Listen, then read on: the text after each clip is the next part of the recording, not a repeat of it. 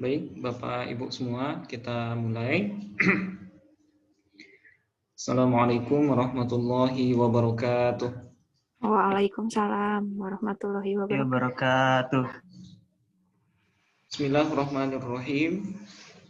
Alhamdulillahirabbil alamin wassalatu wassalamu ala asyrafil anbiya'i wal mursalin wa ala alihi wa sahbihi ajmain. Allahumma faqihna fid din wa 'allimna at-ta'wil. Amin ya rabbal alamin. Alhamdulillah pada sore hari ini kita bisa bertemu kembali dalam rangka melanjutkan pertemuan di kelas Mustalah Hadis ini ya, yang mana ini merupakan salah satu program dasar dari Sekolah Hadis Al-Bukhari Institute, dan insya Allah pada hari ini adalah pertemuan terakhir dari rangkaian pertemuan ya dalam kelas Mustalah Hadis ini. Mudah-mudahan Bapak Ibu semua ya senantiasa berada dalam kondisi yang sehat walafiat dan dimudahkan dalam segala urusannya. Amin ya rabbal alamin. Oke, baik. Pada pertemuan sebelumnya kita sudah membahas salah satu materi yang sangat penting ya dalam ilmu hadis, yaitu yang disebut dengan kaifiyatu tahammulil ahadits wa siyaghu adaiha, yaitu cara atau metode transmisi hadis, cara menerima dan menyampaikannya. Nah, kemarin ini sudah kita jelaskan. Di sini ada dua istilah. Ada yang disebut dengan kaifiyatu tahammulil ahadits, ya. Kemudian yang kedua ada siyaghu adaiha. Nah, apa bedanya? Tahammulil ahadits ini adalah proses mendapatkan hadis. Ya, proses mendapatkan hadis. Bagaimana seorang perawi itu bisa meriwayatkan hadis. Nah, itu namanya tahammul ya. Proses untuk mendapatkan hadis. Nah, kemudian siyaghu adaiha. Setelah perawi itu mendapatkan atau menghafal hadis yang dia terima dari gurunya, nah kemudian membahas siyaghu adaiha. Bagaimana cara dia menyampaikan hadis itu kepada muridnya atau orang yang bertanya kepadanya. Nah, itu yang disebut dengan istilah tahammulul ahadits wa siyaghu adaiha. Nah, ternyata hal-hal yang sepele seperti ini menjadi sebuah kajian besar ya dalam dalam penelitian hadis. Nah, sehingga para ilmuwan hadis itu mereka merinci ya kapan seseorang itu bisa dianggap pas atau pantas untuk meriwayatkan hadis. Nah, seperti yang saya jelaskan minggu kemarin, bahwa para ulama itu sepakat tidak ada batasan umur minimal bagi seseorang itu bisa atau boleh meriwayatkan hadis. Nah, asalkan dia sudah mumayyiz, ya dia sudah bisa membedakan hal baik dan hal buruk, sudah bisa istinja, makan sendiri, mumayyiz. Nah, itu sebenarnya dia sudah berhak untuk meriwayatkan hadis. Nah, yang ketat itu adalah di adanya. Nah, apa itu ada? Yaitu proses penyampaiannya. Nah, jadi untuk masalah pengambilan, nah itu mereka nggak membatasi ya. Nggak perlu juga harus balik dulu, baru boleh mengambil hadis, nggak. Tapi para ulama itu membatasi kalau untuk menyampaikan hadis, nah itu mereka batasi, syaratnya adalah harus minimal baligh. Ya, minimal baligh. Nah, sehingga boleh saja bagi sahabat kecil, ya, misalnya sahabat itu ketika Nabi masih hidup, misalnya seperti Sayyidina Abdullah bin Abbas, ya. Nah, ketika Nabi masih hidup, itu beliau masih kecil. Nah, kemudian nanti menyampaikan itu setelah baligh.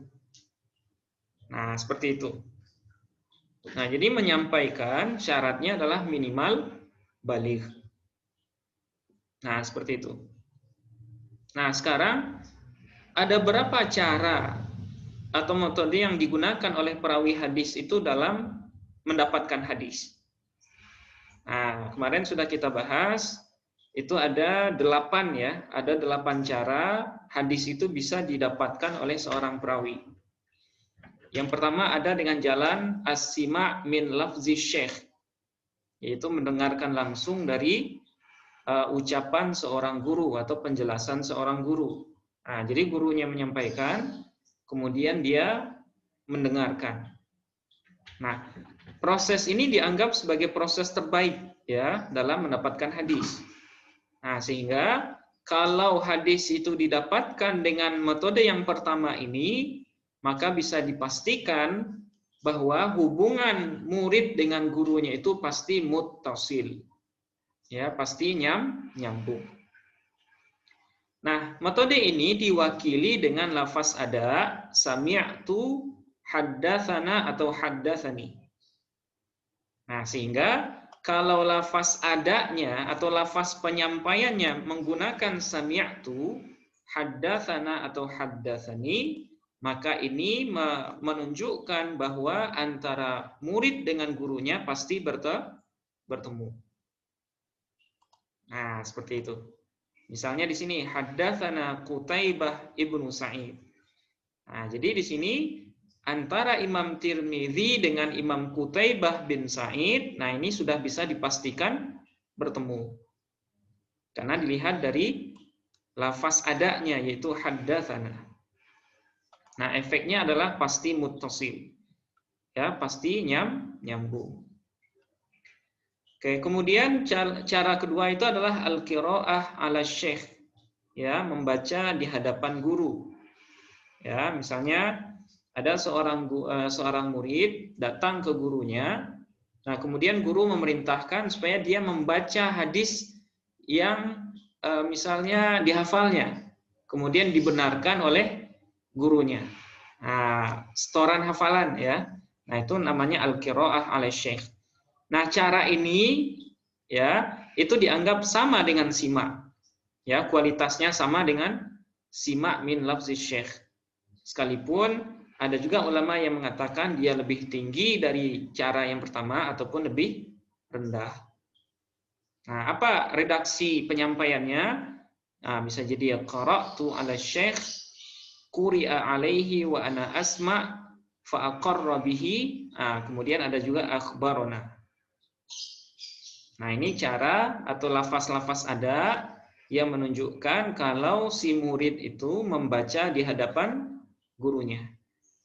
Nah, efeknya apa? Pasti muttasil. Oke, nah ini cara yang kedua. Terus cara yang selanjutnya ijazah ya, izin.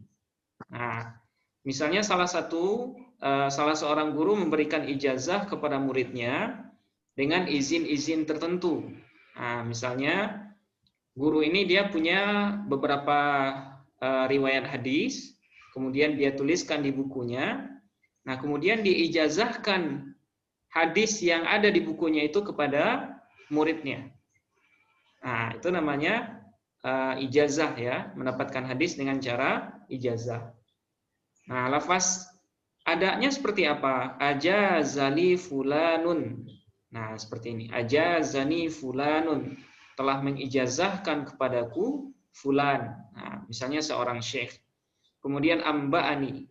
Nah, jadi amba'ani itu menunjukkan kalau hadis yang dia dapat itu dengan cara ijazah.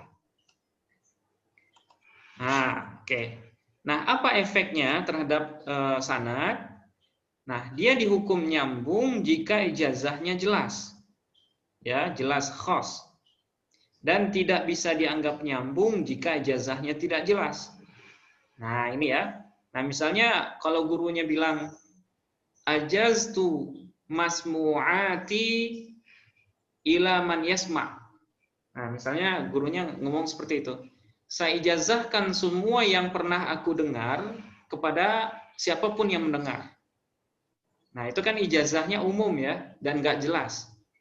Kalau seandainya ijazahnya seperti ini, maka itu tidak bisa disebut dengan nyambung. Ya, karena nggak jelas itu sumbernya. Nah, itu yang ketiga, ya, ijazah. Kemudian ada lagi munawalah namanya. Ya, munawalah. Nah, bagaimana munawalah? Jadi seorang guru menyerahkan catatannya kepada murid, kemudian murid meminjam, ya, atau melihat. Nah, kemudian meriwayatkan. Nah, jadi munawalah ini. Jadi misalnya gurunya punya catatan, gurunya nggak membacakan catatan itu. Kemudian muridnya juga tidak membaca di depannya, tapi hanya sekedar dipinjamkan atau dilihatkan. Nah, kalau seperti ini, nah itu namanya munawalah. Ya, munawalah. Nah, munawalah ini ada dua, ada yang dengan ijazah, ada juga yang tanpa ijazah. Nah, lafaz adanya seperti apa? Nawalani fulanun. Nah, saya telah dipinjami oleh seseorang riwayat ini. Atau haddatsana fulanun munawalatan. Atau akhbarana fulanun munawalatan wa ijazatan. Nah, ini lafaz ada untuk munawalah. Nah, efeknya apa? Nah, efeknya di sini bisa jadi muttasil jika disertai ijazah, tapi bisa juga tidak muttasil kalau tanpa ijazah. Nah, ini kalau munawalah. Terus kitabah. Nah, kitabah ini artinya tulisan ya. Nah, jadi dalam hal ini guru menuliskan hadis, kemudian menyodorkan hadis itu ke tulisan itu kepada muridnya. Nah, ini namanya cara kitabah. Ya. Nah, ini juga ada dua, ada yang dengan ijazah, ada juga yang tanpa ijazah. Nah, apa lafaz adanya? Nah, lafaz adanya kataba alayya fulanun. Atau haddatsana kitabatan, akhbarona kitabatan, atau akhbarona kitabatan wa ijazatan. Nah, ini adalah lafaz ada untuk kitabah. Oke. Nah, ini juga mirip dengan yang sebelumnya. Jika disertai ijazah, maka itu masih dianggap muttasil, tapi kalau tidak, maka munqati'. Ya. Nah, ini cara yang kelima. Kitabah. Terus i'lam ya. I'lam ini hanya sebatas pemberitahuan. Ya, memberitahukan kepada murid kalau dia punya hadis, ya.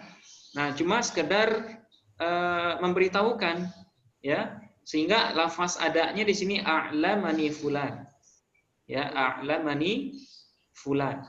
Nah, saya telah diberitahukan oleh seseorang tanpa ada ijazah, ya, tanpa ada ijazah. Nah, ini tidak dianggap muttasil.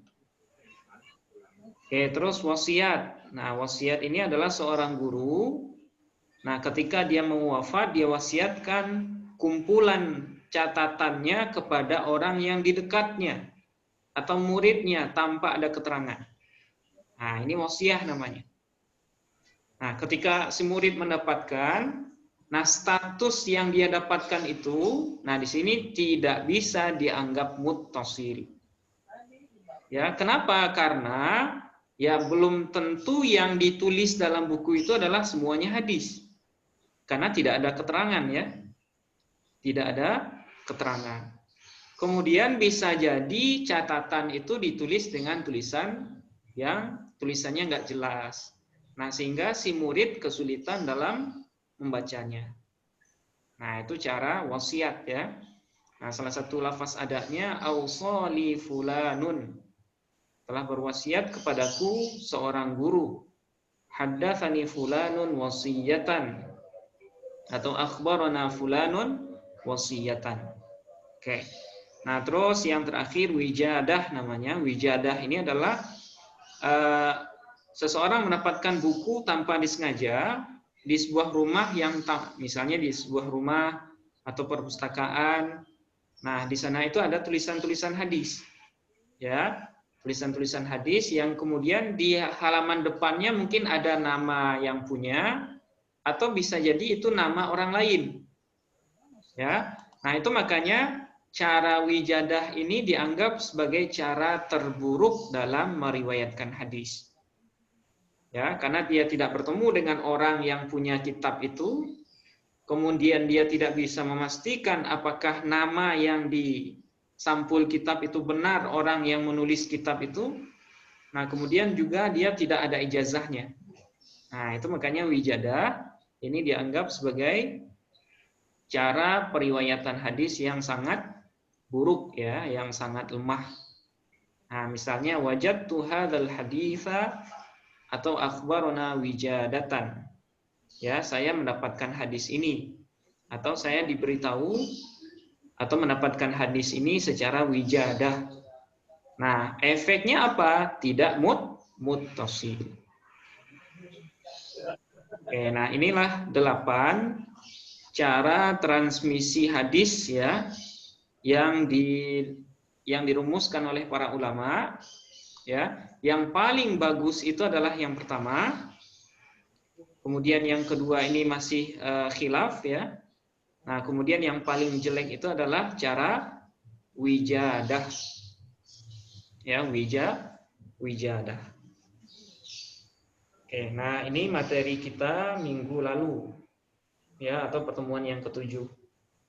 Nah, sebelum kita lanjutkan, kalau ada Bapak Ibu yang mungkin ragu atau kurang jelas dengan penjelasannya, nah itu silakan ditanyakan dulu. Saya mau tanya Pak Ustaz. Ya, silakan Pak. Kalau metode-metode seperti ini tuh mulai dipraktekkan di generasi siapa ya? Apa di generasi Nabi atau sahabat atau tabi'in? Itu yang pertama, Pak. Iya. Yang kedua, cara-cara ini mulai dipaparkan kapan, Pak? Di generasi yang mana juga, Pak? Oke, baik. Terima kasih. Ya.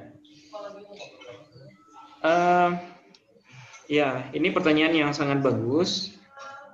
Ini sebenarnya kan hasil penelitian, ya. Hasil penelitian yang ditelusuri oleh ulama-ulama abad kedua Hijriah ketika mereka mendapati atau menemukan sebuah riwayat. Nah, pada awalnya riwayat itu kan disampaikan apa adanya, ya, apa adanya, tanpa ada keilmuan yang mengikat atau yang mengaturnya, seperti itu. Nah, sehingga pada saat itu para ulama itu belum terlalu memperhatikan, gitu ya, karena informasi itu berjalan natural, gitu, secara natural, tanpa ada kebohongan, tanpa ada maksud tujuan untuk berbohong segala macam. Nah, sehingga informasi di awal-awal itu, nah itu dianggap sebagai informasi yang masih murni, ya, masih murni, yang tanpa harus diteliti secara metodologis, gitu. Nah, tapi seiring berjalannya waktu, banyak, ya, konflik-konflik politik ataupun konflik-konflik kehidupan yang terjadi di kalangan sahabat ataupun para tabi'in, tabi'in. Nah, sehingga periwayatan hadis itu kalau dibiarkan begitu saja, nah itu akan menyebabkan hadis itu tidak bisa terjaga, ya, originalitasnya. Nah, sehingga untuk untuk memastikan informasi itu benar, ya, dari Nabi, nah itu mereka merumuskannya dengan beberapa aspek, ya. Beberapa aspek yang salah satunya adalah analisis sighat ada. Nah, jadi perlu diketahui sighat ada atau metode periwayatan seperti ini itu hanya salah satu cara dalam memastikan ketersambungan sanad. Nah, sehingga mereka merumuskan beberapa ungkapan, ya, ungkapan penyampaian hadis yang seperti ini: sami'tu, haddatsana, haddatsani, kemudian akhbarana, amba'ana, dan lain sebagainya.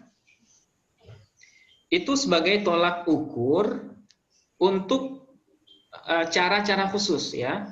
Cara-cara khusus. Misalnya haddatsana.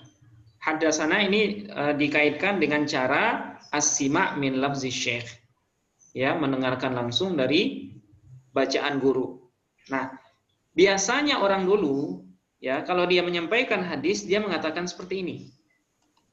Ya, kalau dia bertemu langsung dengan gurunya, lafaz yang dibahasakannya itu adalah seperti ini. Nah, berdasarkan adat kebiasaan di waktu itu juga ya.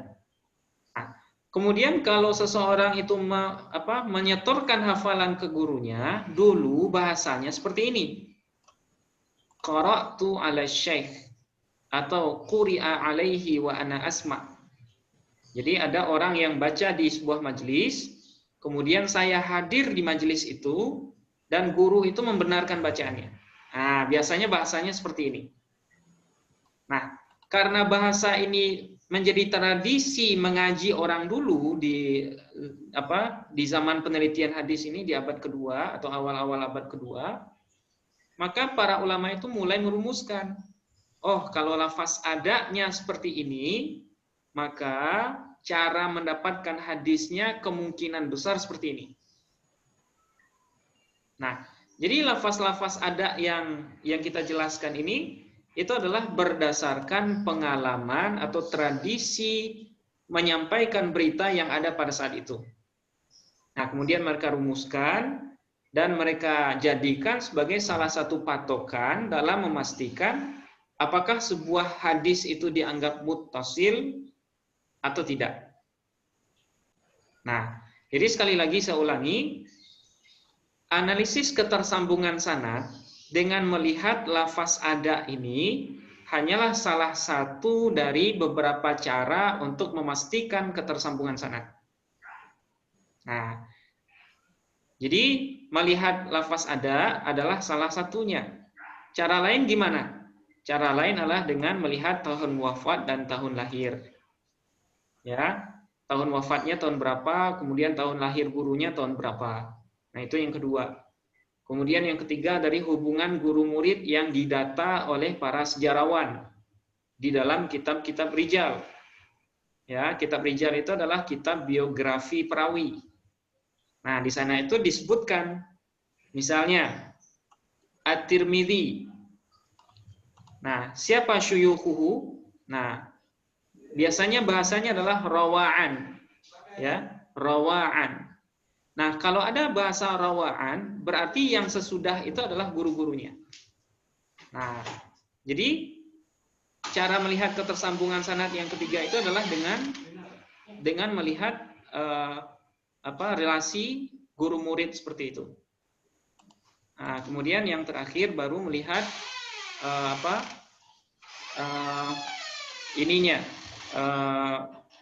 sejarah perjalanannya. Nah, itu yang keempat. Nah, jadi bisa disimpulkan ini hanyalah salah satu dari pola dalam memastikan ketersambungan sanad. Dan kapan awalnya? Nah, ini mulai berlaku sejak awal-awal abad kedua. Ya, sejak guru-gurunya Imam Al-Bukhari, kemudian guru-guru dari gurunya Imam Bukhari, nah itu sudah mulai menggunakan ijtihad ini. Oke, seperti itu Mas Fayaz ya. Mudah-mudahan bisa dipahami. Pak Ustadz, boleh nanya Pak Ustadz? Iya, silakan Pak Imam. Ya, Pak Ustadz itu menyambung tadi pertanyaan dari Mas Fayaz. Iya, kalau seperti itu ya, Pak Ustadz itu kalau di kitab-kitab hadis itu ketahuan ya Pak Ustadz ya, dia itu kan biasanya tapi saya awam nih Pak Ustadz, ternyata awam. Biasanya kan kalau saya tahu itu kan hadis itu dari ini gitu kan, sampai akhirnya Bukhari atau Tirmidzi atau apa, tanpa menyebutkan darinya itu tadi kan, misalkan berupa apa tadi Pak Ustadz, macam-macam tadi ya, transmisinya.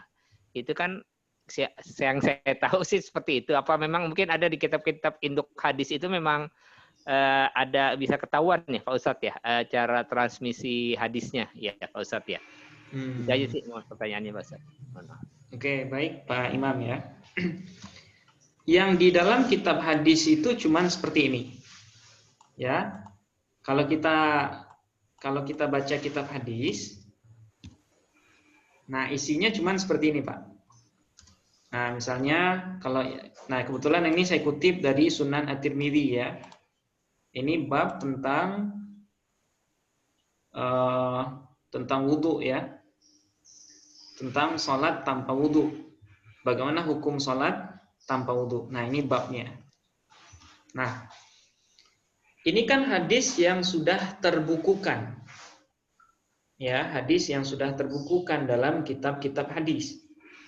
Artinya, hadis ini sudah selesai masa periwayatannya. Ya, hadis ini sudah dikunci periwayatannya oleh Imam Tirmidzi dan beliau taruh di dalam kitabnya. Nah, ini dulu ya. Nah, ini yang pertama. Nah, ini kan hasil penelitian Imam Tirmidzi. Ya. Jadi Imam Tirmidzi ingin menyampaikan laporan penelitian beliau terkait dengan hadis yang beliau dapatkan. Nah, ternyata laporannya seperti ini. Gimana laporannya? Haddatsana Qutaibah bin Sa'id. Ya, telah menceritakan kepada kami. Nah, kami ini maksudnya Imam Tirmidzi ya, Pak ya. Nah, ini saya ambilkan dari Sunan At-Tirmidzi. Telah menceritakan kepada kami Qutaibah bin Sa'id. Nah, siapa Qutaibah bin Sa'id? Ini adalah salah seorang guru dari Imam Tirmidzi. Nah, Imam Tirmidzi berguru kepada Qutaibah, ya. Kemudian menelusuri dari Qutaibah ini, wahai guru, ya. Tentu gurunya menyampaikan juga ya dari mana beliau dapat hadis ini. Nah, kemudian Qutaibah berkata, Akhbarana Abu Awanah. Nah, Qutaibah menyampaikan kepada Imam Tirmidzi, saya mendapatkan hadis ini dari Abu Awanah. Yang mana Abu Awanah itu bilang ke saya kalau beliau dapat dari Simak bin Harb. Nah, seperti ini. Ya. Nah, Simak bin Harb, nah di sini ada tahwil.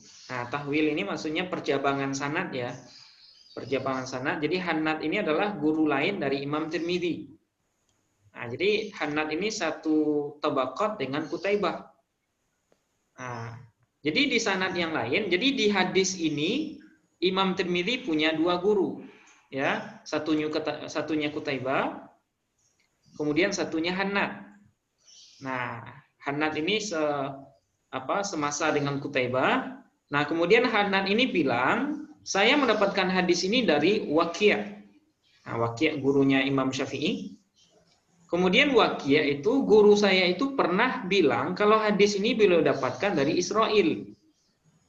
Kemudian Israil itu dapat dari Simak, Simak dari Mus'ab, sampai kepada Ibnu Umar, sampai kepada Nabi SAW.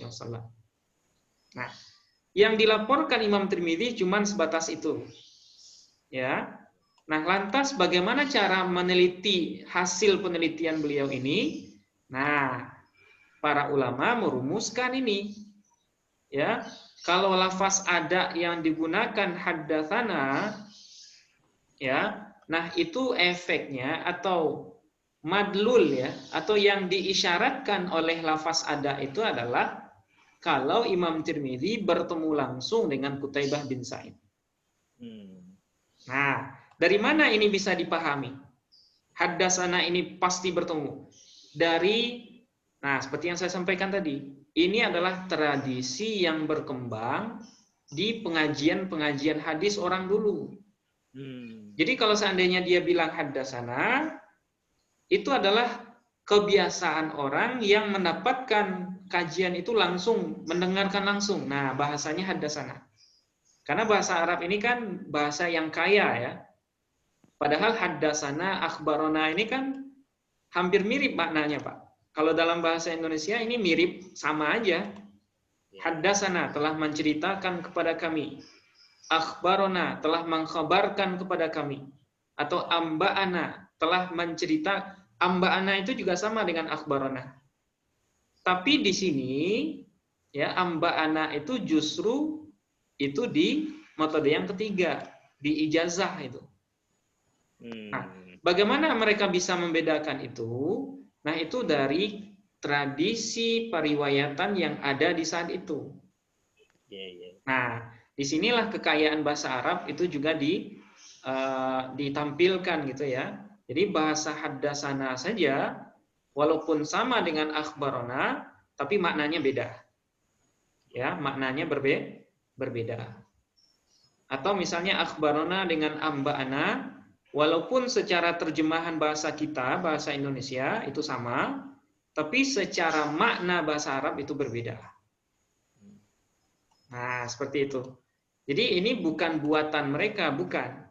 Iya, iya. Tapi adalah tradisi yang mereka pinjam, ya, tradisi yang mereka pinjam di masa itu untuk membuktikan kebenaran ucapan seseorang. Iya. Nah, seperti itu, Pak. Jadi ini nggak tercantum. Jadi cara yang 8 ini adalah hasil penelitian. Oh, baik. Ya, hasil penelitian yang mereka lihat atau yang mereka analisa dari lafaz-lafaz ada yang disampaikan oleh perawi. Ya. Nah, seperti itu Pak Imam Lutfi. Ya. Pak Ustadz, boleh tanya lagi Pak Ustadz? Nah, mohon maaf nih Pak Ustadz. Ya, silakan Pak. Saya jadi tertarik gini Pak Ustadz. Tadi ketika Pak Ustadz cerita tentang Imam Tirmizi dapat hadis itu dari gurunya, yaitu siapa? Qutaibah ya. Ya. Lalu Qutaibah cerita bahwa dia mendapat hadis ini dari gurunya Qutaibah gitu kan. Ya. Nah, itu kan artinya memang Imam Tirmizi dapat informasi seperti itulah ya.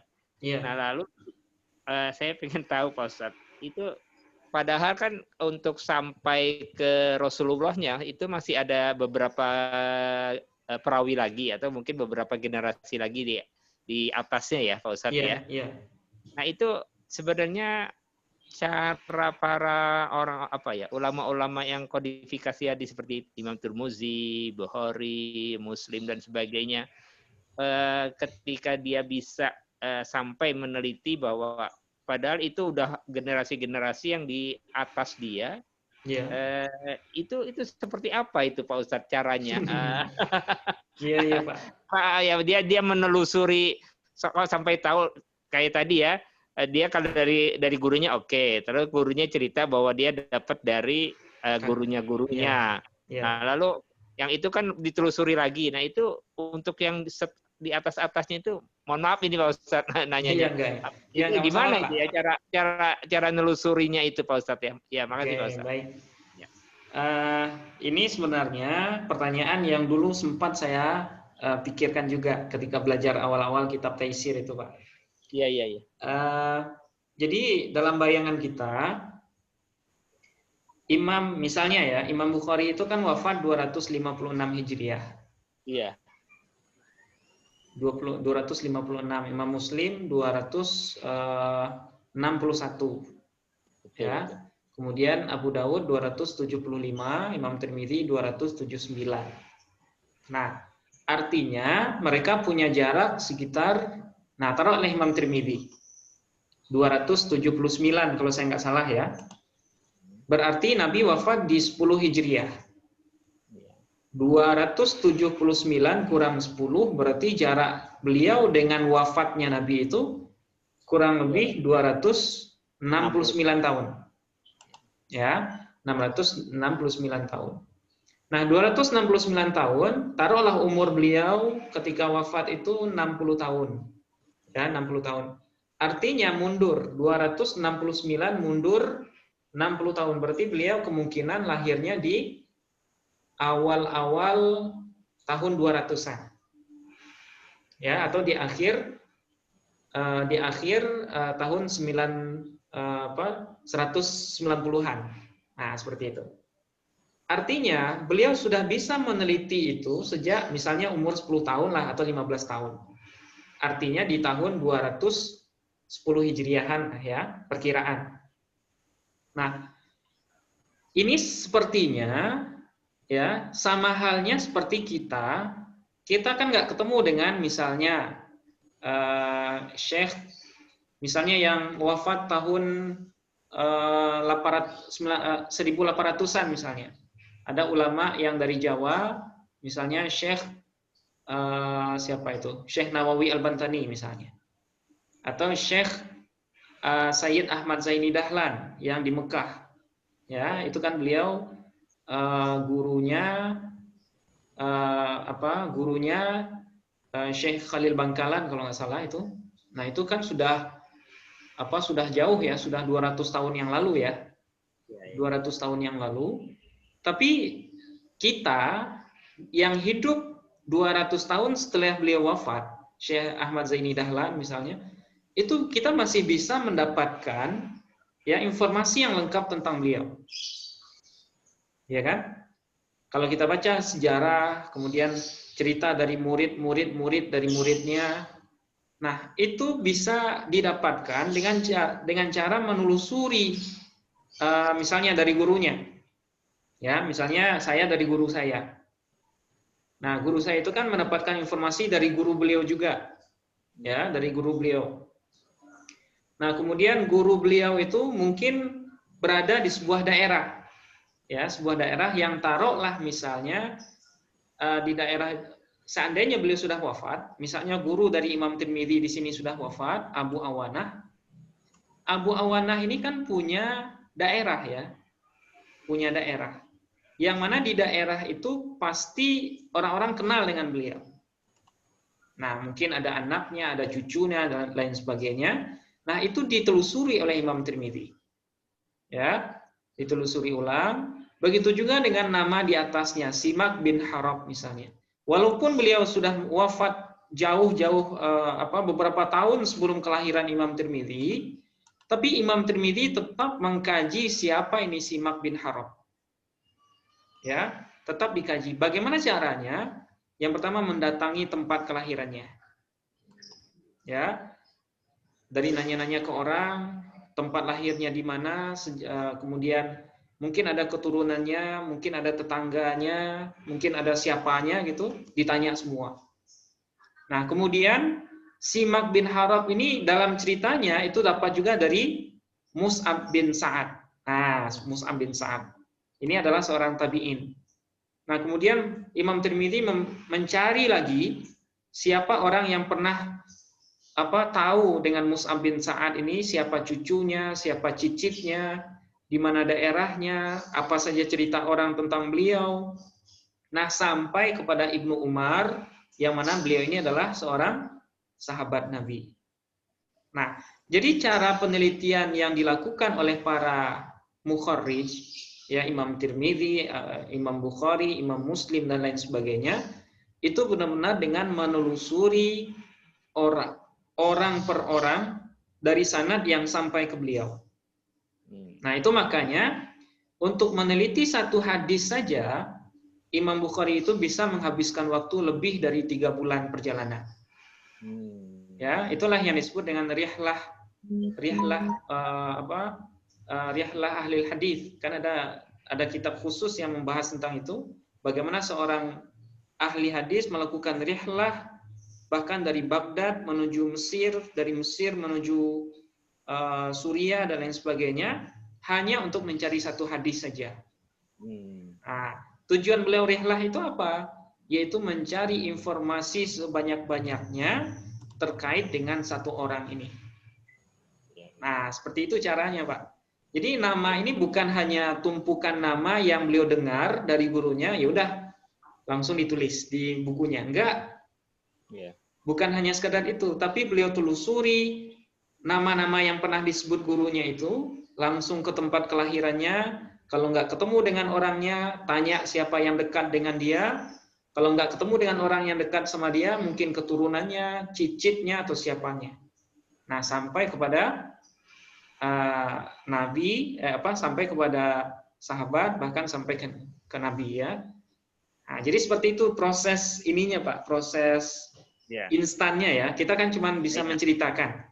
Baik. Tapi kalau yang mereka rasakan, kalau yang kita baca dari kitab-kitab yang menjelaskan rihlah ahli hadis itu seperti itu. Jadi mereka menghabiskan duit sekian ya seperti Imam Bukhari ya. Untung karena beliau terlahir dari keluarga yang kaya, ibu beliau adalah seorang yang cukup dipandang. Nah, itu makanya beliau punya bekal yang cukup untuk mengadakan perjalanan untuk mencari hadis. Nah, seperti itu Pak Imam Lutfi ya, gambaran singkatnya. Terima kasih Pak Ustadz, terima kasih luar biasa nih ulama Iya, upaya. iya. Ya, terima kasih Pak Ustadz. Ya, sama-sama Pak Imam. Oke, untuk sementara mungkin kita stop dulu pertanyaan, kita lanjutkan dulu materi yang baru hari ini. Nah, insya Allah materinya nggak terlalu susah untuk yang hari ini.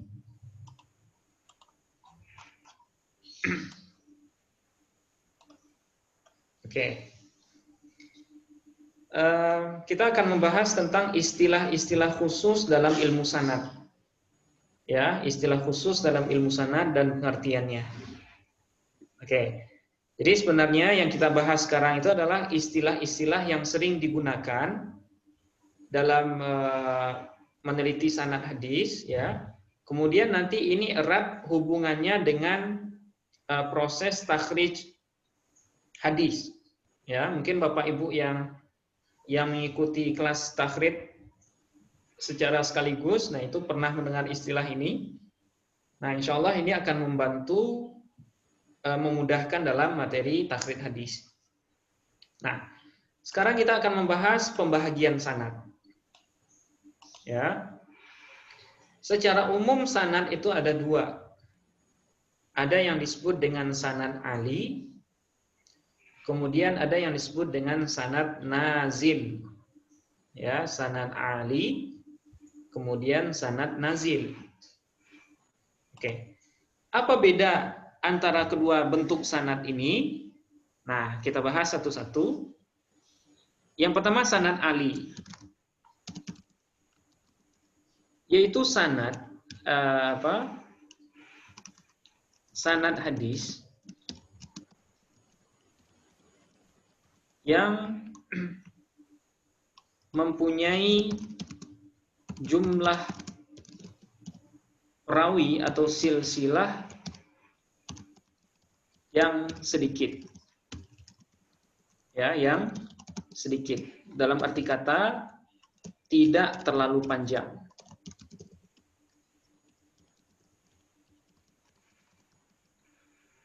Nah, ini adalah sanad ali ya, sanad hadis yang mempunyai jumlah perawi atau silsilah yang sedikit atau tidak terlalu panjang. Nah, ini disebut dengan sanad ali. Nah, sementara sanad nazil itu adalah kebalikannya. Ya, kebalikannya. Yaitu sanad hadis ya yang mempunyai jumlah perawi atau silsilah yang lebih panjang. Lebih banyak ya. Dalam arti kata lebih panjang.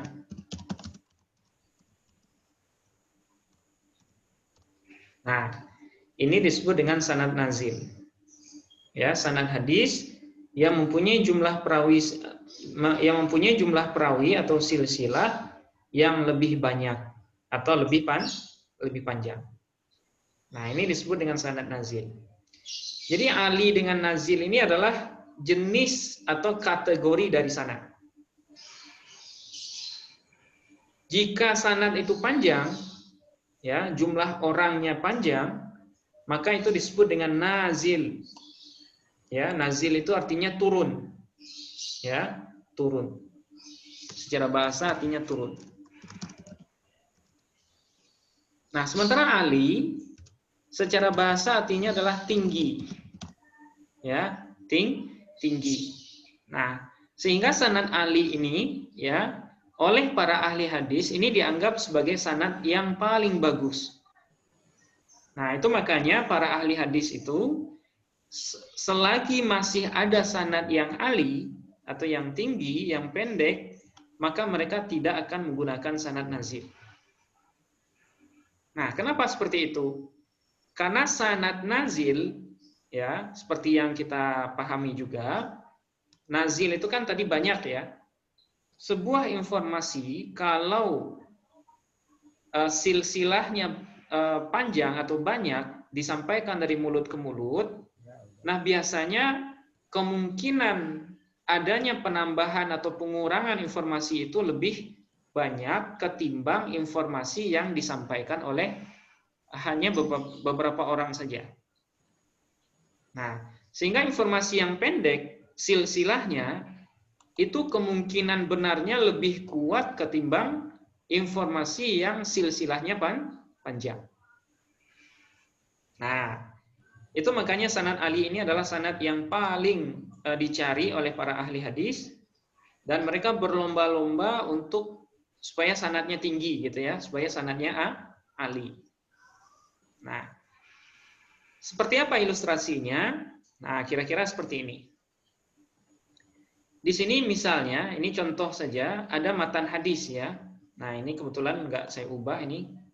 Innamal a'malu binniyat. Misal ya. Atau misalnya ada hadis lain, min husni islamil mar'i tarkuhu ma la ya'nihi. Atau lain-lain ya. Nah, pokoknya di sini ada matan hadis. Yang mana matan hadis ini punya dua jalur. Ya, punya dua jalur.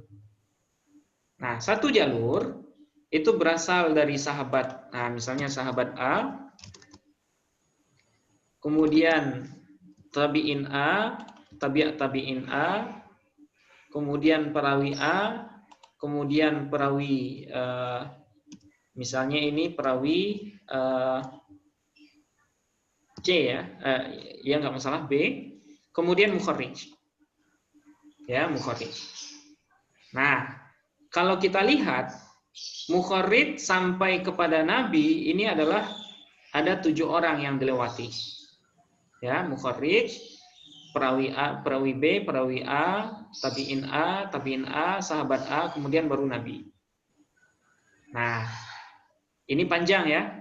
Nah, sementara di sanad lain atau di jalur yang satunya, hadis yang sama ini punya jalur dari sahabat B. Ya, sahabat B, kemudian dari tabi'in B, tabi'in B, kemudian dari perawi B, perawi C ya di sini supaya beda. Nah, kemudian langsung mukharrij. Oke. Nah, berdasarkan bagan ini, maka yang disebut dengan sanad Ali itu adalah mukharrij B ini. Ya. Nah, jadi hadis riwayat mukharrij B ini dianggap sanadnya lebih ali ketimbang hadis mukharrij A. Ya, kenapa sanad ini ali? Karena jumlah perawinya cuma 5 orang. Ya, 1, 2, 3, 4, 5. Nah, jadi sampai ke Nabi itu cuma 5 orang. Nah, ini berbeda dengan sanad yang satunya, yang sampai ke Nabi itu ada 6 orang, ya. Nah, ini. Nah, itu makanya sanad yang ali itu, nah alinya di mana? Alinya di sini. Ya, karena sanadnya ngantung ini ya. Nah, kalau ini mukharrij A, ini kan agak turun ke bawah. Nah, itu makanya yang sanad yang ini disebut dengan sanad nazil, sementara kalau sanad yang ini disebut dengan sanad yang ali. Nah, seperti itu. Nah, jadi para ulama dulu, ya para ahli hadis itu, selagi mereka masih bisa mendapatkan sanad ali, maka mereka tidak akan mencari sanad yang nazil. Nah, seperti itu. Nah, apa fungsinya mengenal sanad ali dengan nazil? Nah, fungsinya adalah untuk mencari sumber riwayat yang lebih benar atau yang lebih sahih. Ya, yang lebih sahih. Nah, misalnya kalau seandainya terjadi perbedaan riwayat antara hadis riwayat B, mukharrij B, dengan riwayat hadis riwayat mukharrij A, maka di sini yang diunggulkan adalah hadis riwayat mukharrij B. Kenapa ini yang diunggulkan? Ya karena kemungkinan salahnya lebih sedikit ketimbang yang panjang ini. Nah, seperti itu. Nah, jadi kalau seandainya redaksinya ada yang beda-beda sedikit, atau seperti yang kita contohkan dulu, misalnya riwayat ini, riwayatnya bil qauli misalnya. Nah, sementara yang riwayat yang satunya bil fi'li. Nah, kira-kira mana yang kita unggulkan? Nah, kebetulan kita lihat sanad yang bil qauli. Nah, ini sanadnya Ali misalnya. Nah, artinya sanad inilah yang diunggulkan ketimbang sanad yang satunya. Nah, itulah fungsi mengenal sanad Ali dengan sanad nazil. Oke, nah ini istilah pertama untuk pembagian sanad ya. Oke. Kemudian yang kedua. Yang kedua ada yang disebut dengan variasi sanad hadis. Ya, variasi sanad hadis. Nah, jadi dalam istilah bahasa Arab itu ada istilah ya dalam ulumul hadis itu lataifus sanad.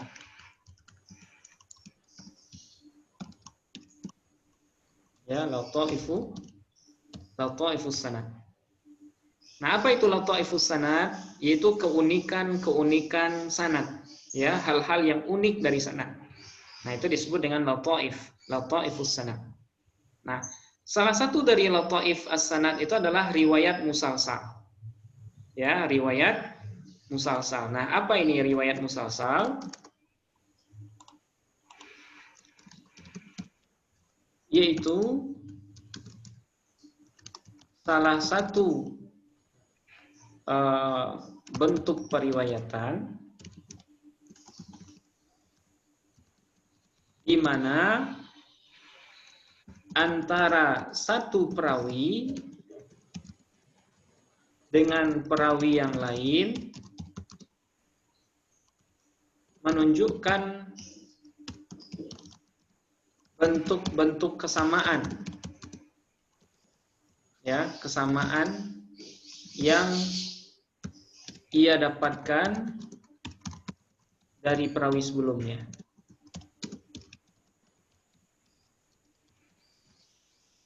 Nah, ini disebut dengan riwayat musalsal. Yaitu salah satu bentuk periwayatan di mana antara satu perawi dengan perawi yang lain itu menunjukkan bentuk-bentuk kesamaan. Ya, kesamaan ini bisa dalam bentuk perkataan, ya, bisa dalam bentuk perkataan, bisa dalam bentuk perbuatan, bisa juga dalam bentuk perkataan dan perbuatan.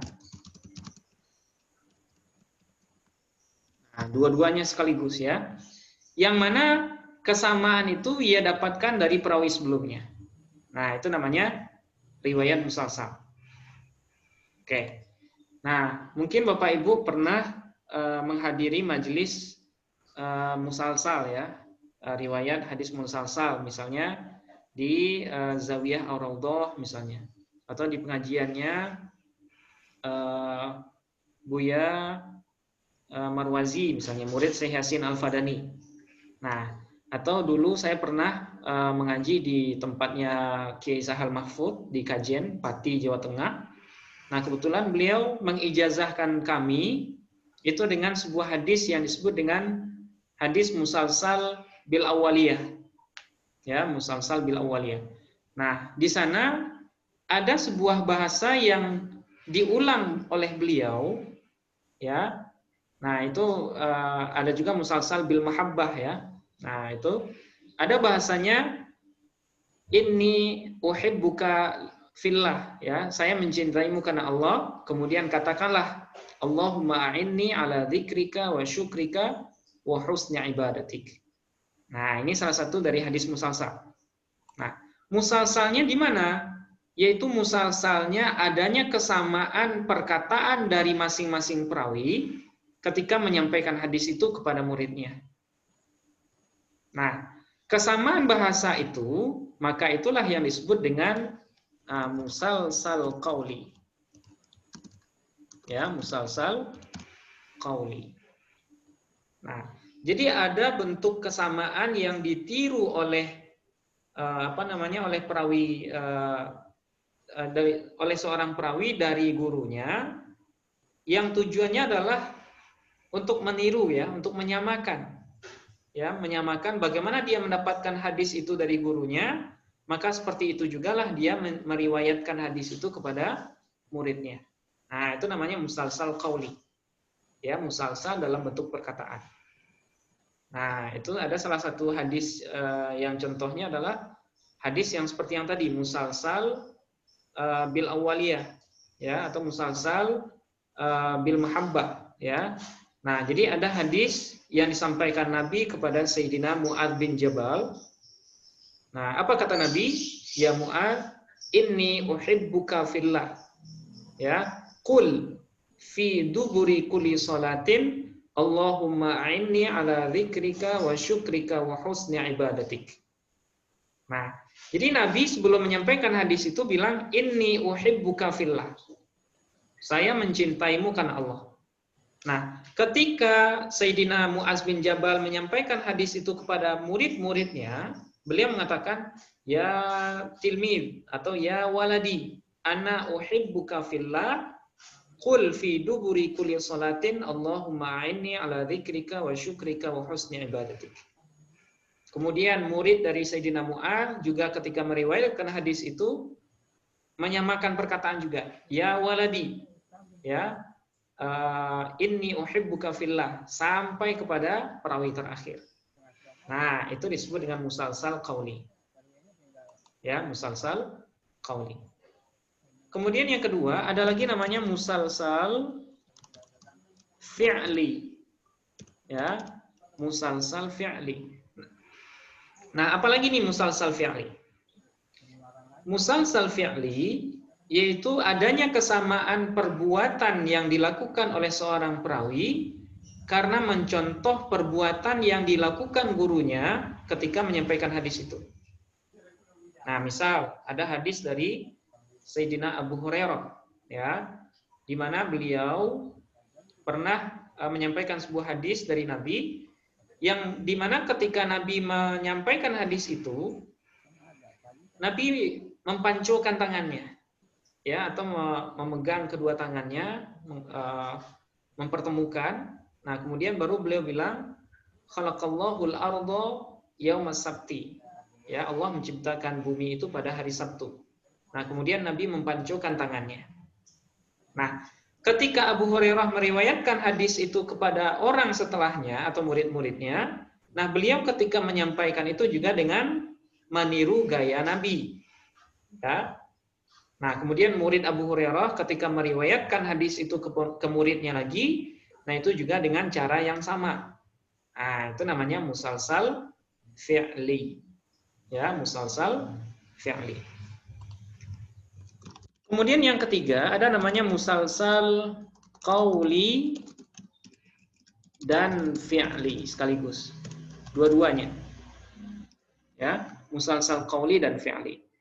Nah, kalau ini contohnya ada sebuah hadis yang dalam menyampaikannya Nabi itu memegang jenggot beliau. Ya. Jadi salah satunya adalah hadis tentang qada dan qadar, ya.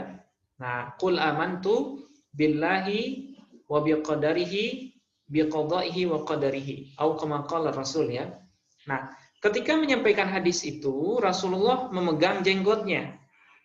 Ya, memegang jenggot. Kemudian beliau mengatakan seperti itu. Qul amantu billah, ya, summa amantu bil qada wal qadar. Nah, ketika Nabi memegang jenggotnya, para sahabat juga meriwayatkan hadis itu sama seperti itu. Kemudian murid sahabat kepada tabi'in juga seperti itu. Kemudian tabi'in sampai tabi'at tabi'in juga memperagakan hal yang sama.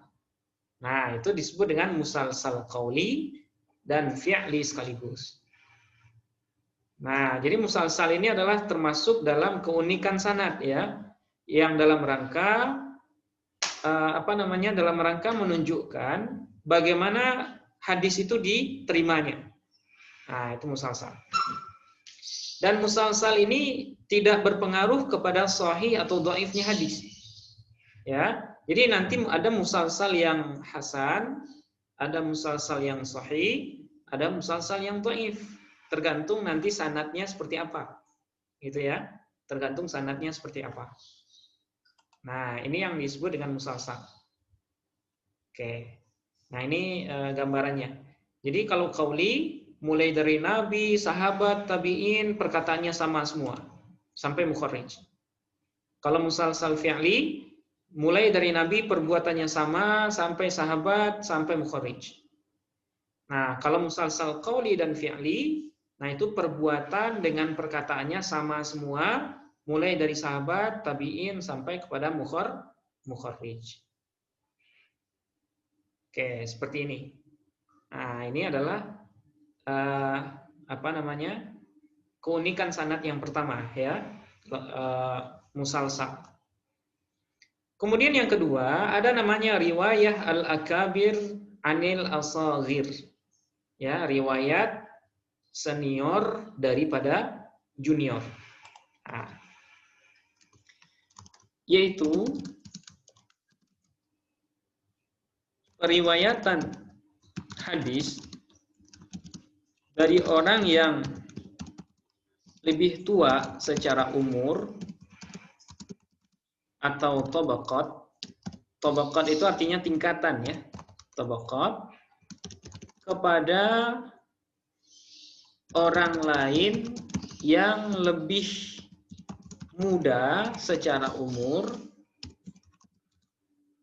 atau tabaqat ya dari dia. Nah, ini disebut dengan riwayah al-akabir anil asaghir. Nah, jadi akabir orang besar, maksudnya orang yang sudah senior. Nah, dia meriwayatkan hadis dari orang yang junior. Nah, kita tahu ya, antara sahabat dengan tabi'in, ini yang junior, yang senior yang mana, dan yang junior yang mana? Yang senior adalah sahabat. Nah, junior adalah tabi'in, kemudian yang seniornya adalah sahabat, ya kan? Nah, tapi di sini ada fenomena di mana sahabat itu bisa menerima riwayat dari tabi'in. Ya, sahabat yang mana sahabat ini adalah senior, ya, dia bisa menerima riwayat dari tabi'in. Nah, ini mungkin saja terjadi. Nah, bagaimana gambarannya? Jadi sahabat ini adalah sahabat junior. Ya, apa yang dimaksud dengan sahabat junior atau sigharus sahabat? Itu sahabat yang ketika Nabi wafat itu umurnya masih kecil. Ya, umurnya masih kecil. Nah, sehingga dia belum bisa meriwayatkan hadis. Ya, belum bisa meriwayatkan hadis. Nah, sementara tabi'in yang menjadi gurunya ini adalah tabi'in yang sudah junior, yang sudah senior ya, yang berumur, yang sudah tua. Nah, sehingga ketika sahabat kecil ini bertumbuh jadi agak beranjak dewasa, yang tabi'in ini kan sudah senior. Nah, tabi'in ini kebetulan sudah dapat informasi dari sahabat senior lainnya. Nah, sehingga dalam hal ini sahabat kecil ini mendapatkan hadis dari tabi'in. Nah, inilah yang disebut dengan riwayatul akabir anil asaghir. Ya, riwayat dari senior kepada juniornya. Nah, ini sering terjadi ya. Misalnya riwayat ada juga riwayat dari tabi'in riwayat tabi'in kepada tabi'in. Nah, itu ada juga. Ya. Misalnya riwayat dari Imam Malik, ya, Imam Zuhri kepada Imam Malik. Nah, itu juga disebut dengan riwayat akabir anil asaghir. Nah, jadi Imam Az-Zuhri itu sebenarnya beliau adalah tabi'in. Ya, tabi'in. Kemudian Imam Malik bin Anas itu adalah tabi'in. Tapi dalam sebuah sanad itu nanti akan ditemui Imam Zuhri itu meriwayatkan hadis dari Imam Malik. Nah, itu namanya riwayat akabir anil asaghir. Nah, Imam Zuhri itu wafat tahun 124 Hijriah. Sementara kalau Imam Malik itu wafat 179 Hijriah. Nah, jadi tentu Zuhri lebih senior ya. Tapi nanti dalam sanad hadis kita akan menemukan Imam Zuhri meriwayatkan dari Malik. Nah, itu contoh riwayah al-akabir anil asaghir. Nah, ini juga membuktikan bahwa dalam dunia periwayatan, ya, para sahabat atau para perawi hadis itu bukanlah orang-orang yang sombong, ya, bukan orang-orang yang tinggi hati. Buktinya mereka dari orang yang lebih kecil dari mereka saja. Nah, mereka masih mau berguru dan mau mengambil hadis dari mereka. Nah, ini salah satu bentuk ketawaduan para ahli hadis, ya, para perawi-perawi hadis. Oke, nah ini disebut dengan riwayah al-akabir anil asagir. Kemudian yang selanjutnya ada namanya riwayatul aba anil abna. Ya, aba ini artinya bapak, kemudian abna ini artinya anak. Nah, yaitu periwayatan seorang bapak kepada anaknya. Nah, ini juga ada, ya. Bapak, tapi dia mengambil riwayat kepada anaknya. Oke. Biasanya yang mengajarkan anak itu kan bapak, ya. Tapi sekarang kita menemui ada dalam hadis itu atau dalam sanad itu ada perawi hadis yang mana seorang bapak menerima dari anaknya. Nah, misal ada namanya Fadl, ya, Abbas bin Abdul Muthalib, ya, itu beliau meriwayatkan hadis dari anaknya Fadl bin Abbas bin Abdul Muthalib. Nah, jadi nanti kalau ketemu dengan sanad, di sana itu ada Abbas bin Abdul Muthalib, kemudian an Fadl bin Abbas. Nah, berarti itu sanadnya nggak maklub, nggak terbalik sebenarnya, ya. Maklub kan sudah kita jelaskan kemarin, ya. Nah, itu sebenarnya ada, ya, fenomena sanad seperti itu ada, bukan maklub itu, bukan dhaif dia. Nah, fenomena apa itu? Yaitu fenomena riwayatul aba anil abna. Ya, riwayat seorang bapak dari anaknya. Nah, misalnya seperti ini ilustrasinya, ya. Jadi Nabi menyampaikan hadis kepada seorang sahabat. Yang mana sahabat ini sahabat junior. Ya. Junior atau seorang anak lah, ya. Seorang anak. Kemudian anaknya ini punya bapak. Ya, punya bapak. Nah, seperti ini. Dia menyampaikan apa yang dia dengar dari Nabi kepada bapaknya. Nah, ini adalah salah satu bentuk dari riwayatul aba anil abna. Nah, kenapa ini penting dibahas? Tujuannya adalah supaya nanti sanad ini tidak dianggap sebagai hadis maklub. Ya, Bapak Ibu semua, kita sudah bahas bahwa hadis maklub itu kan kemarin salah satu dari jenis hadis dhaif, ya, yang disebabkan oleh kecacatan perawi, ya. Nah, di mana hadis maklub itu adalah hadis yang sanadnya terbalik. Nah, supaya orang tidak menganggapnya maklub, ya kan? Biasanya kan bapak mengajari anak. Tapi di sini anak yang mengajari bapak. Nah, supaya orang tidak menganggap hadis ini maklub, nah itulah pentingnya mengetahui riwayatul aba anil abna. Ya, riwayat bapak dari seorang anak. Oke. Nah, ini yang ketiga, ya. Nah, terus ada lagi yang keempat, riwayatul abna anil aba. Nah, ini biasa. Apa itu riwayatul abna anil aba?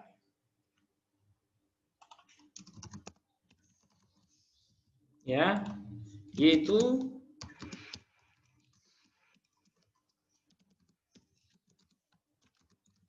riwayat dari seorang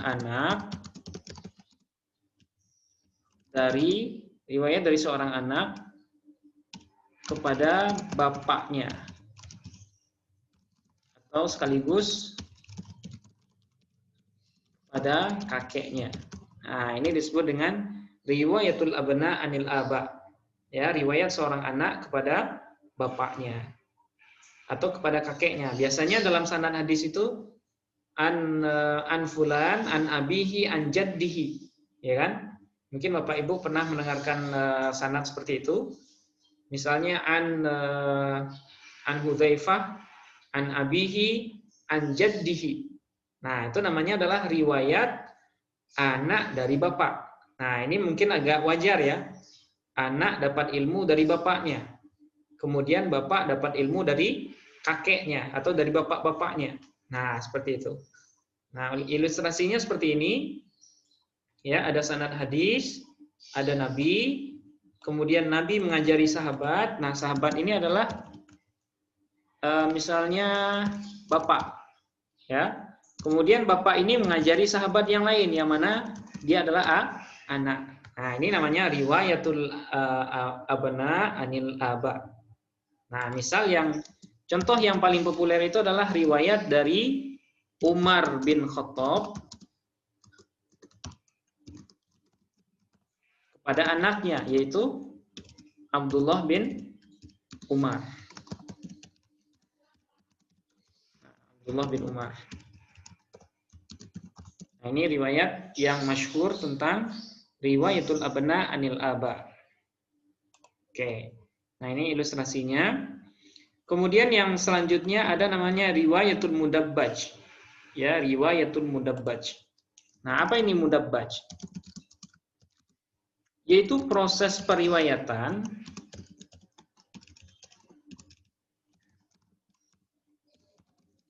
ya, yang dimana seorang perawi dengan perawi yang lainnya saling meriwayatkan antar satu sama lain.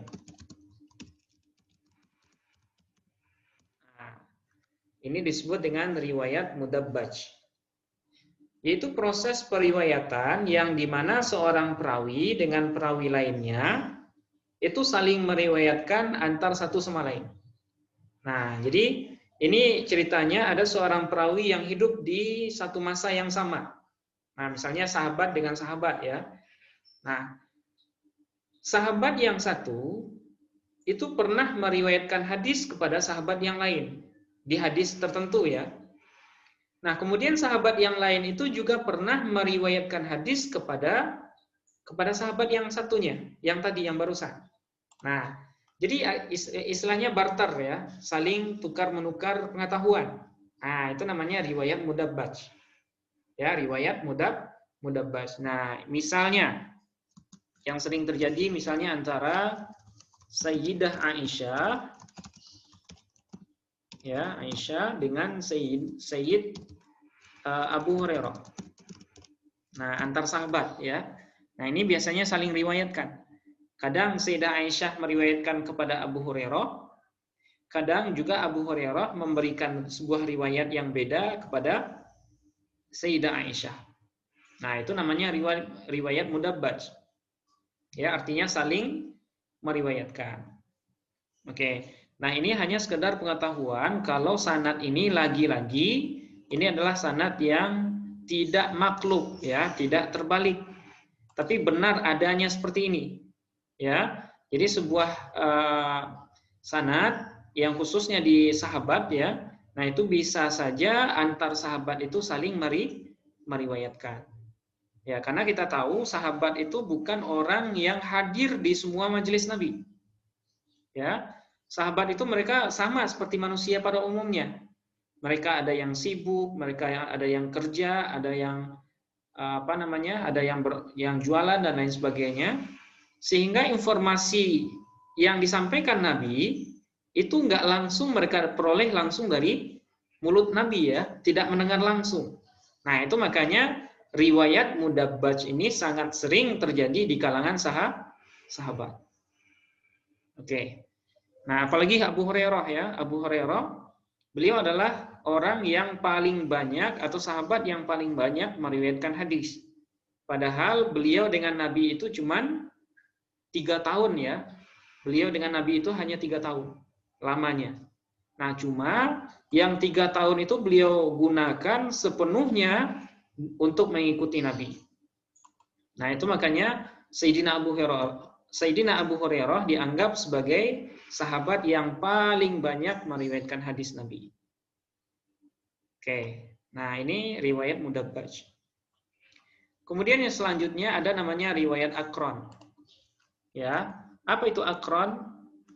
Akron ini artinya seumuran ya, teman ya, teman permainan, akron. Nah, kalau secara ilmu hadis, riwayat akron adalah proses periwayatan antara dua orang yang hidup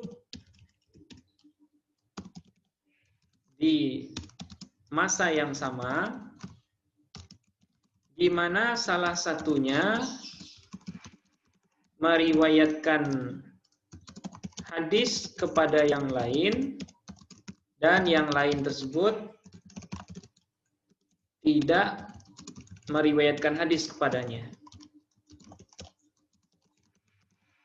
Nah, ini disebut dengan riwayat akron, ya, yaitu proses periwayatan antara dua orang yang hidup di masa yang sama, artinya satu masa, di mana salah satunya meriwayatkan hadis kepada yang lain dan yang lain tersebut tidak meriwayatkan hadis kepadanya.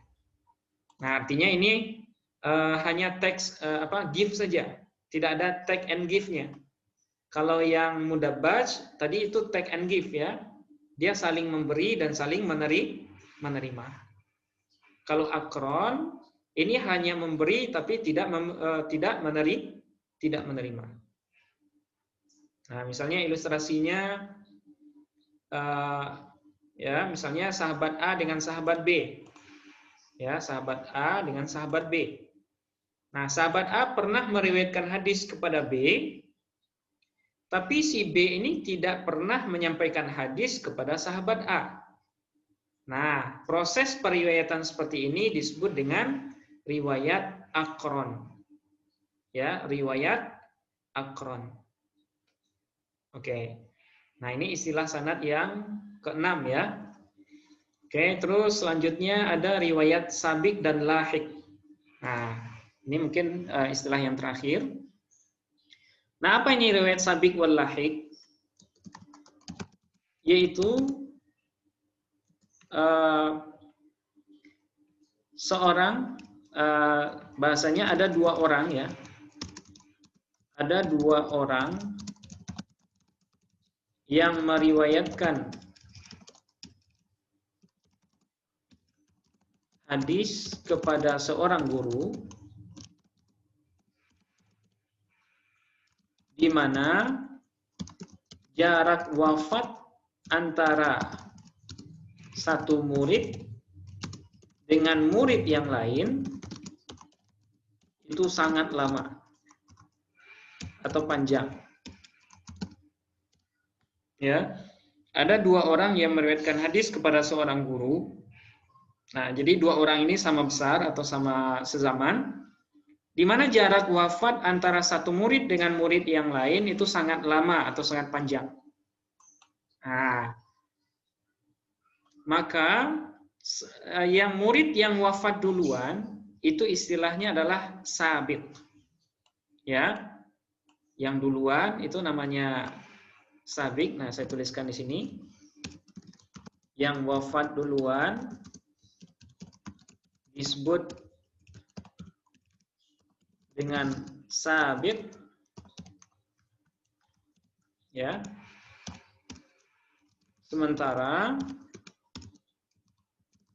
yang wafat belakangan disebut dengan lahik. Oke. Nah, ini hanya istilah saja ya. Nah, jadi dua murid yang kebetulan jarak wafatnya jauh tadi, yang wafatnya duluan itu disebut dengan sabik. Ya, sabik. Nah, kemudian yang wafat belakangan disebut dengan lahik. Nah, misalnya, ini yang populer ya. Yang populer contohnya, ada seorang perawi yang bernama Imam Bukhari. Nah, beliau sekaligus mukharrij ya. Imam Bukhari. Kemudian ada teman beliau waktu mengaji itu, atau teman muasir yang sama dengan beliau, namanya Imam Al-Khaffaf. ya, Al-Khaffaf. Ya, Imam Al-Khaffaf, di mana keduanya sama-sama meriwayatkan hadis dari seorang guru yang bernama Muhammad bin Ishaq bin Siraj. Ya, Muhammad bin Ishaq bin Siraj. Nah, di sini ya Imam Bukhari itu beliau wafat duluan. Ya, beliau wafat 256 Hijriah. 256 Hijriah. Nah, sementara Al-Khaffaf ya, teman satu perguruan Imam Bukhari ini, nah beliau wafat di tahun 300, kalau nggak salah saya 380-an. Ya, 380-an. Nah, artinya jarak wafat Imam Khaffaf dengan Imam Bukhari itu sampai lebih dari 100 tahun. Nah, jadi Imam Al-Khaffaf ini disebut dengan muammar istilahnya. Ya, orang yang dikaruniai umur panjang ya, al-muammar, muammarin ya. Nah, maka Imam Bukhari di sini disebut dengan sabit ya. Sementara Imam Khaffaf ini disebut dengan lahik. Nah, jadi istilah ini ya, memperkenalkan istilah ini doang, yaitu antara sabik dengan lahik. Nah, apa tujuan ini diperkenalkan? Tujuannya adalah supaya nanti tidak ada orang yang menganggap kalau ya Imam Bukhari ini tidak berguru kepada Ishaq bin Siraj. Ya, kenapa? Ya karena jarak wafat antara Khaffaf dengan gurunya ini sangat jauh sekali ya, sangat jauh. Nah, atau jangan sampai nanti orang mengira antara Khaffaf dengan gurunya ini tidak bertemu. Padahal mereka bertemu, tapi kebetulan Khaffaf dikasih umur panjang sehingga jarak wafat beliau dengan gurunya, begitu juga dengan Imam Bukhari ini sangat jauh. Nah, jadi mengenal lataifus sanad ini fungsinya adalah supaya kita tidak salah sangka terhadap sebuah sanad. Ya, supaya kita tidak menganggap sanad yang benar itu sebagai sanad yang maklub.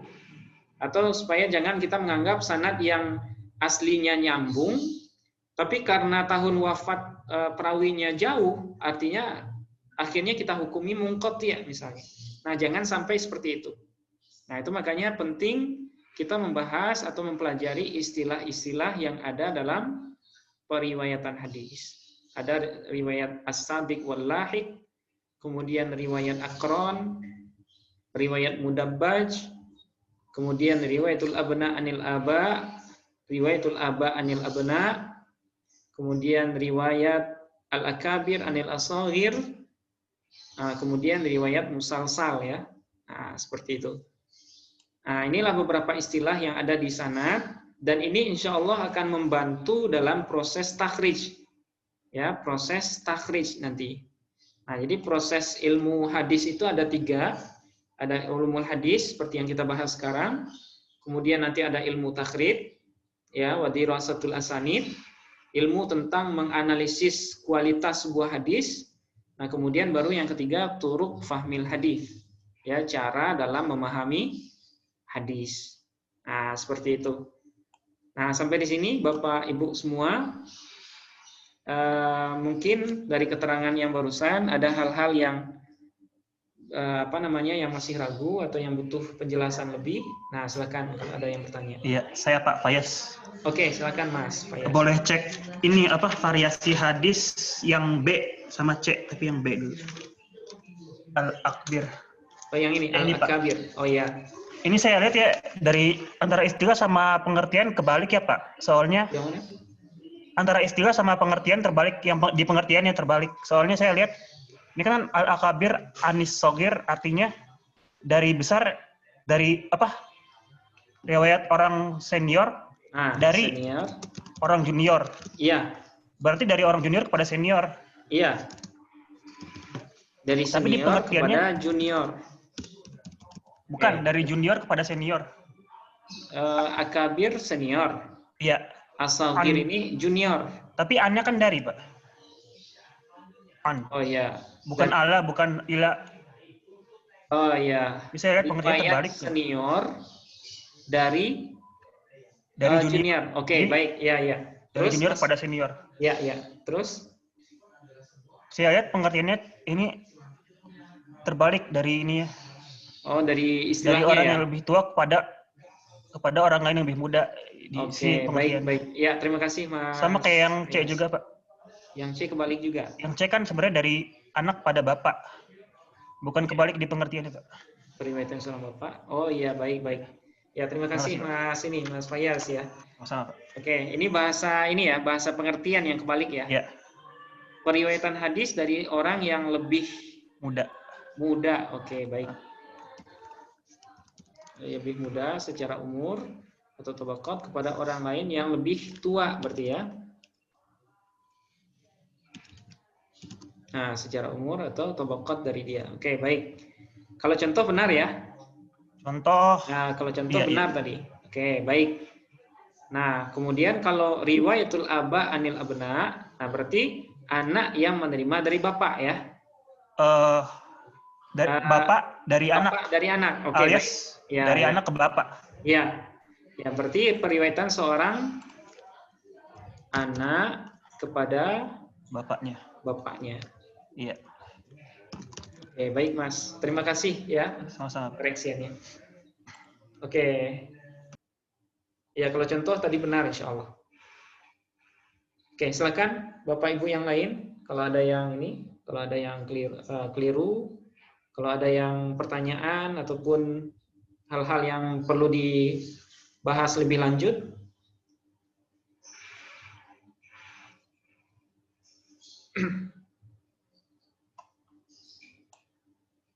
Ada Bapak Ibu semua?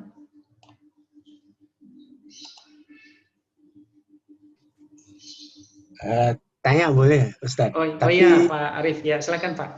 Tapi di luar yang barusan di ini. Iya, nggak masalah ya. Silakan. Saya cuma tanya, terus jadi apakah hadis yang ada saat ini itu berarti sudah semua ilmu yang diberikan oleh Rasulullah? Apakah benar seperti itu? Apakah semua hadis yang ada sekarang itu benar dari Rasul gitu ya Pak ya? Semua ilmu Rasulullah itu sudah dituliskan dalam hadis. Oke, baik. Iya, ya. Jadi begini Pak. Sebenarnya belum ada orang yang bisa memastikan ada berapa jumlah hadis itu semuanya ya. Nah, pernah anaknya Sayyidina Ahmad bin Hambal, yaitu Abdullah bin Ahmad bin Hambal, itu beliau pernah ditanya ya tentang berapa jumlah hafalan hadis dari bapak beliau, yaitu Imam Ahmad bin Hambal. Nah, beliau mengatakan bapak saya hafal lebih dari 1 juta hadis. Ya, lebih dari 1 juta hadis. Tapi dari yang 1 juta itu, yang beliau masukkan ke dalam musnadnya, ya, yang belum masukkan ke dalam musnadnya, itu tidak sampai 1/10-nya. Ya, tidak sampai 1/10-nya. Nah, kenapa? Ya, karena ada sebagian hadis yang 1 juta tadi itu yang kualitasnya dhaif mungkin ya. Ada yang kualitasnya tidak yang munqati, ada yang tidak, yang sanadnya tidak nyambung dan lain sebagainya, sehingga dari informasi-informasi yang banyak itu beliau saring dan masuk ke dalam musnadnya tidak lebih dari 10%-nya. Nah, begitu juga dengan Imam Bukhari. Ya, Imam Bukhari itu beliau pernah bilang, saya menghafal 100.000 hadis sahih dan 200.000 hadis yang tidak sahih. Nah, yang beliau masukkan ke dalam Sahih Bukhari itu dari 100.000 yang beliau hafal itu hanya berapa itu? Hanya 5 sekian, 5.000 sekian, ya, 5.700-an kalau saya nggak salah. Nah, artinya apa? Artinya ada beberapa hadis lain yang nggak masuk dalam Sahih Bukhari. Nah, sebagiannya belum masukkan ke kitab yang lain, di Adabul Mufrad, kemudian ada di juzu atau ajza yang beliau karang. Nah, kemudian begitu juga dengan Imam Muslim ya. Nah, kemudian guru saya dulu di Fakultas Dirasat juga pernah bilang, hadis itu semuanya cuma 80.000 hadis kata beliau. Ya, 80.000 hadis. Nah, cara penghitungannya gimana? Nah, itulah yang menyebabkan hadis itu banyak, ya. Jadi cara penghitungan para ulama itulah yang beda-beda. Nah, kadang ada sebuah cerita hadis panjang, tapi dipotong-potong, maka jadilah dia beberapa hadis. Tapi menurut sebagian ulama, itu dianggap satu hadis. Nah, itu makanya jumlah hadis itu beragam ya, di kalangan para ulama. Nah, berdasarkan fenomena ini, apakah semua yang disampaikan Nabi itu telah sampai ke kita? Nah, ini ya jawabannya tidak satupun yang bisa memastikan ya, Pak Arif ya. Tidak satupun yang bisa memastikan, kecuali yang sampai kepada kita itu adalah hadis-hadis yang secara sanadnya bisa kita pastikan sahih. Nah, seperti itu. Dan yang sahih sekalipun, itu tidak semuanya bisa kita amalkan secara mutlak. Ya, ada lagi cara untuk menganalisis hadis sahih itu supaya bisa diamalkan. Nah, itulah yang dipelajari di ilmu turuk fahmil hadis. Nah, jadi nggak semata-mata ketika kita mendapatkan hadis sahih, hadis hasan misalnya, kemudian langsung kita amalkan, enggak ya. Karena ada sebagian hadis itu yang sudah dinasakh, ya, yang sudah ditaksis namanya, ada yang sudah dihapus oleh hadis lain, ada yang sudah dikhususkan dan lain sebagainya. Nah, oleh sebab itu, ya, yang diwajibkan kepada kita itu adalah hanya mengamalkan apa yang sampai ke kita saja. Adapun hadis Nabi atau apa yang diajarkan Nabi yang tidak bisa kita dapatkan melalui jalur sanad yang pas atau yang sahih atau yang hasan dan dia bisa diamalkan, nah itu bukan atau di luar tanggung jawab kita sebagai mukallaf. Nah, jadi Allah pun mengatakan la yukallifullahu nafsan illa wus'aha. Allah tidak membebani kita kecuali dengan apa yang kita sanggup dan mampu untuk melakukannya. Nah, seperti itu. Nah, sehingga ya kita amalkan yang jelas saja, Pak, yang sanadnya ada, yang hadis dhaif pun itu sebenarnya bisa juga diamalkan. Nah, tapi dengan syarat ya, dengan syarat dhaifnya tidak syadid, kemudian nanti dia diperkuat oleh hadis lain yang sama derajatnya dengan dia ataupun yang lebih kuat. Nah, sehingga hadis dhaif itu bisa naik ke derajat hasan li ghairihi. Nah, seperti itu. Nah, jadi beramal itu ya sebenarnya banyak sih yang harus, dari hadis yang sedikit saja yang sampai ke kita belum bisa mengamalkan semuanya. Apalagi kalau semua hadis itu sahih. Misalnya Imam Ahmad hafal 1 juta hadis dan semuanya sahih. Kira-kira sebanyak apa beban yang harus kita pikul untuk melaksanakan sunnah-sunnah Nabi ataupun apa yang diperintahkan oleh Nabi. Jadi kita bersyukur juga sebenarnya, Pak, ya. Kita bersyukur dengan hadis yang sampai kepada kita, nah itu saja yang perlu kita amalkan. Nah, yang sampai pun belum semuanya bisa kita laksanakan atau kita lakukan. Nah, seperti itu Pak Arif ya, mudah-mudahan bisa dipahami. Oke, terima kasih Ustadz. Ya, sama-sama Pak. Saya tambahkan sedikit boleh Ustadz ya? Oh iya, silakan Pak. Jadi dalam arti dan karena sanadnya pula tidak mungkin ada perawi hadis baru kan? Sudah karena tidak ada lagi. Terlalu lama jarak tahunnya kan ya? Iya. Jadi periwayatan hadis itu sudah berakhir di abad ke-5 Hijriah. Ya, sejak buku-buku atau kitab hadis itu sudah dikodifikasi. Nah, Imam Baihaqi itu abad ke-5 Hijriah, nah itu sudah ulama yang sudah terakhir itu Pak, yang punya sanad sendiri sampai ke Nabi. Adapun abad ke-6 di masanya Imam Nawawi, Ibnu Salah, kemudian abad ke-7 di masanya Imam Fakhruddin Ar-Razi, abad ke-8 Ibnu Hajar Al-Asqalani, abad ke-9 Imam Suyuti. Nah, beliau tidak meriwayatkan hadis lagi. Ya, karena kalau beliau riwayatkan lagi, itu prosesnya akan panjang dan sanad yang akan beliau hasilkan itu juga akan sanad, nama sanadnya adalah sanad nazil. Nah, kalau sanad nazil itu rentan terkena cacat ya, rentan terkena dhaif segala macam. Nah, itu makanya di abad ke-5 Hijriah itu proses periwayatan hadis itu sudah selesai. Nah, seperti itu Pak Arif ya. Mohon maaf, imam siapa yang terakhir tadi Ustaz? Imam Suyuti abad ke-9. Bukan, yang abad ke-5. Imam Al-Baihaqi, Pak. Imam Al-Baihaqi. Oh, Al-Baihaqi. Ya, beliau sudah termasuk di akhir-akhir itu. Sebelum beliau Imam Hakim dalam Mustadrak ya. Kemudian Imam Daraqutni. Nah, itu sudah akhir-akhir itu. Yang abad ke-5 Hijriah itu Imam Baihaqi. Jadi sanad beliau lebih panjang itu dari ulama sebelumnya, dari Imam Bukhari, Imam Muslim, Tirmidzi dan lain-lain. Oke, seperti itu Pak. Ya, sama-sama Pak. Oke, mungkin sampai di sini ya Bapak Ibu semua pertemuan kita di kelas Mustalah Hadis. Terima kasih banyak atas perhatian dan keikutsertaan Bapak Ibu semua. Mudah-mudahan apa yang kita pelajari itu bisa dipahami dan bisa menambah wawasan Bapak Ibu semua dalam membaca hadis-hadis Nabi gitu ya. Walaupun ini enggak total semuanya kita jelaskan, tapi setidaknya apa yang kita bicarakan ini adalah poin-poin besar yang ada dalam kajian ulumul hadis. Nah, kalau Bapak Ibu pengen mengkaji lebih dalam, nah bisa merujuk ke kitab-kitab langsung ya. Kitab misalnya Taisir Mustalahil Hadis atau kitab yang lebih tebal, yang lebih besar misalnya kitab Taqrib Imam Nawawi atau yang syarahnya kitab Tadribur Rawi karya Imam As-Suyuti dan lain-lain. Nah, seperti itu. Nah, pengetahuan ini nanti bisa digunakan dalam proses takrid dan dirasatul asanid. Itu ada di kelas di atas ini.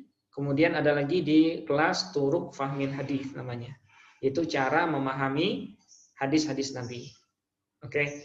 Nah, saya pribadi atas nama lembaga, mohon maaf atas segala kekurangan dan terima kasih atas segala perhatian Bapak Ibu.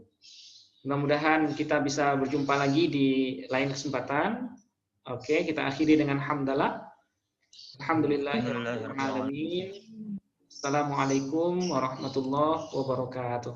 Waalaikumsalam warahmatullahi wabarakatuh. Terima kasih Pak Ustadz. Ya, sama-sama Mas Fayaz. Oke. Terima kasih banyak Bapak Ibu semua. Terima kasih Pak Ustadz. Ya, sama-sama Pak.